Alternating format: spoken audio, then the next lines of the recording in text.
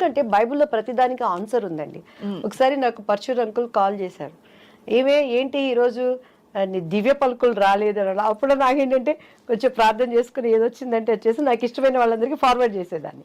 చేస్తుంటే ఏంటి నీ దివ్యమైన పలుకులు రాలేదు అని అన్నాను. అంటే లేదు అంకుల్, నేను కొంచెం ఏదో వర్క్లో ఉండి పంపించలేకపోయాను, పంపిస్తాను. నిన్ను ఒకటి అడుగుతాను చెప్పవే అన్నారు. అడగండి అంకుల్ అన్నాను. కోడి ముందా గుడ్డు ముందా అన్నారు. కోడి ముందు అంకుల్ అన్నాను. ఇత్తు ముందా చెట్టు ముందా అన్నారు. చెట్టే ముందు అంకుల్ అన్నాను. ఎట్లా చెప్తావే అని అన్నారు. నా బైబిల్లో ప్రతిదానికి సమాధానం ఉంది అంకుల్. దేవుడు ఆయా ప్రకారము ఫస్ట్ పశు పక్షాదులని నిర్మించాడు అని ఉంది, వృక్షాలని క్రియేట్ చేశాడు అని ఉంది, దానికి ఫలాల్ని వృద్ధి చేశాడు అని ఉంది. అవి తర్వాత ఫలించినాయి, అక్కడ విత్తులు వచ్చాయి. సో దాని ఆధారంగా బైబిల్లో ప్రతిదానికి ఆన్సర్ ఉంది అంకుల్ అని. నీకు ఎక్కడి నుంచి వచ్చింది ఈ జ్ఞానం అన్నాడు. జ్ఞానం సిగ్గుపరచడానికి దేవుడు వెర్రివాడిని ఎంచుకుంటాడు అంకుల్, నేను ఎర్రిదాన్ని కాబట్టి నన్ను ఎంచుకున్నాడు. నేను జ్ఞానిని కాదు అంకుల్, నేను ఎర్రిదాన్నే. Still I don't know anything. కానీ దేవుడి దగ్గర కూర్చున్నప్పుడు ఆయన జ్ఞానం ఇస్తాడు.